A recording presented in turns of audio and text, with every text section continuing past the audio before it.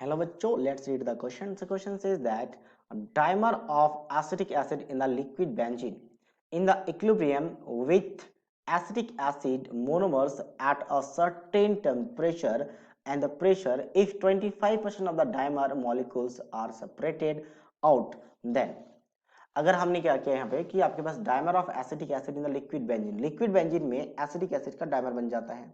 यानी अगर हम दो एसिटिक एसिड लेंगे तो दोनों डायमर फॉर्म में प्रेजेंट होते हैं, दोनों कंबाइंड हो जाते हैं थ्रू हाइड्रोजन बॉन्डिंग, ठीक है, in equilibrium with acetic acid monomer. Monomer क्या होता है? Acetic acid. मोनोमर का मतलब जो रिपीटिंग यूनिट होते हैं उसे मोनोमर कहते हैं, ठीक है। अच्छा, सर्टेन टेम्परेचर है, प्रेशर है, टेम्परेचर प्रेशर से कोई मतलब नहीं है। अगर 50% of the dimer molecules are separated out, अगर 50% हम, जैसे मान लो यहाँ पे डायमर बना हमारा, तो डायमर कैसे बनेगा पहले हम इसे मेंशन कर लेते हैं, ठीक है। ये एसिटिक एसिड है, तो एक और एसिडिक एसिड आएगा जिसको रिवर्स फॉर्म में थोड़ा सा लिखा जाएगा इस फॉर्म में, क्योंकि हाइड्रोजन बॉन्डिंग बन जाता है इनके बीच में, ये रहा। तो यहाँ पे हाइड्रोजन बॉन्डिंग और इस जगह पे हाइड्रोजन बॉन्डिंग की वजह से डायमर बन जाता है। अब इसमें बोला गया कि 25% of the dimer molecules are separated out. Separated मतलब यानी रिवर्स इधर लेके चले जाए, ठीक है, डायमर को हम इधर कर ले, तो उस केस में किस में फर्क पड़ेगा? पहला आपका freezing point of the solution reduce, freezing point कम हो जाएगा। दूसरा क्या? Average molar mass of the solid increase. Third है boiling point of the solution increase. और फोर्थ है molar mass of the solid decrease.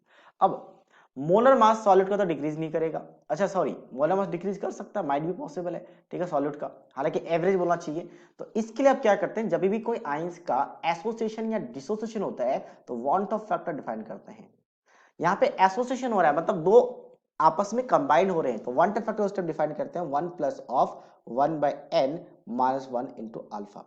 Alpha क्या होता है? डिग्री ऑफ एसोसिएशन, मतलब कितना परसेंट एसोसिएशन हो रहा है, ठीक है। अब यहां से अगर मैं बात करूं आई क्या होगा, ये n क्या होता है? Number of particles which are taken participate in the association. तो दो पार्टिकल्स हो रहे थे, n2 हो जाएगा, तो ये बन जाएगा 1 माइनस ऑफ अल्फा बाय 2, 2 रख लेते हैं यहाँ पे, तो 1 बाय 2 में से माइनस 1 जाएगा तो माइनस हाफ बचेगा, तो ये बनेगा 1 टू फैक्टर का वैल्यू। अब अगर मैं इनिशियली एट इनिशियल ये मान के चलूं कि एसोसिएशन 100% हो रहा है, 100% का मतलब अल्फा का वैल्यू 1 हो जाएगा, ठीक है। तो आई का वैल्यू कितना आ जाएगा? तो आई का वैल्यू आ जाएगा आपका 1/2 इनिशियली। अब यहां से हम डिस्कस करते हैं कि क्वांटम फैक्टर कैसे डिफाइन करते हैं। दो तरीके से डिफाइन किया जाता है। एक हम डिफाइन करते हैं द मास, मतलब normal molar mass, normal molar mass, normal molar mass mm लिख लेते हैं शॉर्ट में, डिवाइडेड बाय होता है absorb molar mass. Absorb molar mass क्या मतलब है इसका? अगर एसिडिक एसिड की मोलर मास की बात करें तो कोई मोलर मास रहा होगा इसका, और जब एसोसिएशन हो जाता है तो इसका मोलर मास इंक्रीज हो जाता है। अब ये एसिडिक एसिड डायमर फॉर्म में है तो इनका मोलर मास इनिशियल का डबल हो गया, तो इनिशियल का डबल हो गया तो वो रखा जाएगा, तो वहां से भी हम निकाल सकते हैं वन ऑफ फैक्टर। अब हमें क्या पता है कि जब भी कोई सॉल्यूट को, जैसे ये सॉल्यूट है, एसिडिक एसिड एक सॉल्यूट है, हमने बेंजीन पे डिसॉल्व किया तो उसमें फ्रीजिंग पॉइंट पे डिक्रीज हो जाता है, इसे कहते हैं डिप्रेशन इन फ्रीजिंग पॉइंट। और अगर हमने वही सॉलिड की बात करें, जब सॉलिड ऐड होता है किसी भी सॉल्वेंट में तो एलिवेशन इन बॉइलिंग पॉइंट, मतलब बॉइलिंग पॉइंट इंक्रीज हो जाता है और फ्रीजिंग पॉइंट डिक्रीज हो जाता है। तो एलिवेशन इन बॉइलिंग पॉइंट और डिप्रेशन इन फ्रीजिंग पॉइंट दो कॉन्सेप्ट है। तो ये होता है आपके पास delta not F minus of T F is equals to 1 factor I into M into K F. और दूसरा यहाँ पे क्या आएगा आपके पास, यहाँ पे T B minus of T not B is equals to 1 factor M into K B. अब ये क्या है, ये आपके पास प्योर सॉल्वेंट का बॉइलिंग फ्रीजिंग पॉइंट है, ये प्योर सॉल्वेंट का बॉइलिंग पॉइंट है, ये सॉल्यूशन का फ्रीजिंग पॉइंट है, सॉल्यूशन का फ्रीजिंग पॉइंट है, और ये आपका सॉल्यूशन का बॉइलिंग पॉइंट है। अब यहां से हम क्या कंपेयर कर सकते हैं, जब बोला गया कि 25% डायमर को हमने क्या किया, सेपरेटेड कर दिया, मतलब ये रिवर्स आ चुका है।